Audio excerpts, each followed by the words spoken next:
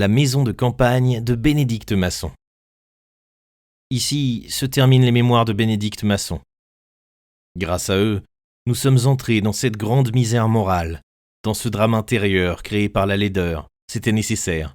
Le flambeau, allumé par lui-même, à la lueur duquel nous avons examiné ce paria, l'homme laid, va nous aider à éclairer certains coins du drame extérieur dont il fut l'effrayant héros. Voyons d'abord ce qui se passe dans sa petite maison de campagne. Ce que nous en connaissons déjà n'est guère rassurant. Corbières-les-Eaux est à 1 heure en express de Paris. On descend à une petite gare qui donne directement sur la place du bourg et qui compte au plus 800 habitants. Il y a 20 ans, il n'y avait là qu'une halte. C'est la halte qui a créé cette agglomération villageoise, au milieu de cette vaste plaine aquatique et traîtresse, dont l'aspect ne rappelle en rien les paysages aimables, ombreux, touffus, si accueillants de l'île de France. Marais et marécages, étangs couverts de plantes d'eau, gardés par des saulets désolés, par des bocqueteaux sauvages, domaines immenses, du gibier d'eau et des poissons, et cependant peu fréquentés des chasseurs et des pêcheurs parisiens qui aiment la joie du décor et les gaietés de la guinguette. Pour se rendre chez Bénédicte Masson en quittant la gare, on suivait d'abord la route communale, puis on la quittait pour des sentiers étroits, humides et bourbeux, même au temps des chaleurs, et, après avoir cheminé une demi-heure environ, entre des rives mal définies, entrevues à travers une muraille de roseaux, dissimulées sous le cœur flottant des nénuphars, on entrait dans une espèce de cirque fermé, par un petit coteau sombre et boisé, qui se reflétait dans les eaux noires d'un étang. La maison était entre l'étang et le bois. Elle eût, du reste, été assez coquette avec ses briques et son toit d'ardoise, si elle eût été moins délabrée, si son jardin de curé avait été bien tenu, si son potager avait été cultivé. Mais depuis qu'elle appartenait à Bénédicte Masson fils, celui-ci n'en prenait guère soin, se refusant à toute réparation, ne voulant point d'homme de peine chez lui, pas même de domestique à demeure. Il tenait cette petite propriété de son père, qui avait été un pêcheur et un chasseur enragé, et qui avait fait élever cette bicoque dans un pays qui, pour lui, était une contrée de rêve, où il venait passer ses vacances et s'installer, sitôt qu'il avait 24 heures de liberté.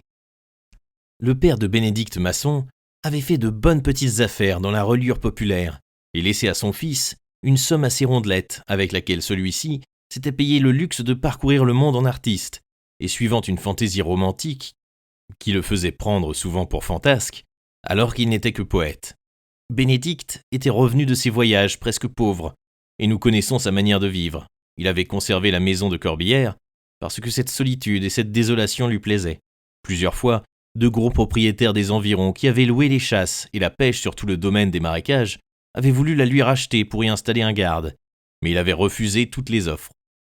Quand il quittait l'île Saint-Louis, c'était pour venir se réfugier là, vivre en sauvage, avec délices, travaillant vaguement à quelques reliures d'art, des travaux méticuleux qui demandaient un temps fini, des mosaïques où finissaient toujours par apparaître quelques figures de femmes qui, dans les derniers temps, ressemblaient singulièrement à Christine, de même que, de son côté, Christine reproduisait inlassablement l'image de Gabriel. Et puis, tout d'un coup, il était pris de dégoût pour son œuvre, la rejetait avec rage, ou même l'anéantissait dans le petit atelier qu'il s'était créé là, pour sa satisfaction personnelle et en dehors de tout esprit commercial. Et il sortait, habillé en boucanier, rêvant pendant des jours et des nuits, la vie de la prairie comme il l'avait connue, lorsqu'il était enfant. Dans les livres de Gustave Aimard, faisant cuire quelques morceaux de bidoche sur des sarments, entre deux pierres, suspendant, les nuits, un hamac qu'il avait fabriqué dans un ancien épervier, trouvé dans la succession du père qu'il attachait aux arbres. Chose bizarre, ce boucanier ne chassait ni ne pêchait, n'avait ni fusil ni engin d'aucune sorte, mais il avait dans ses poches un carnet et un crayon, et il faisait des vers sur l'amour. Il ne pensait qu'à cela, l'amour.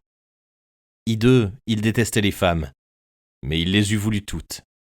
L'aventure qu'il venait d'avoir avec Christine, et qui ne faisait que commencer, avait un peu discipliné sa frénésie cérébrale, mais auparavant, chaque fois qu'il se trouvait en face d'une femme, il avait envie de la mordre autant que de l'embrasser, tout de suite. Cependant, il n'en avait jamais touché aucune, disait-il. Elle n'avait jamais couru aucun danger avec lui, affirmait-il, à cause d'une timidité qui le paralysait, dès le premier geste, jusqu'à l'anéantissement.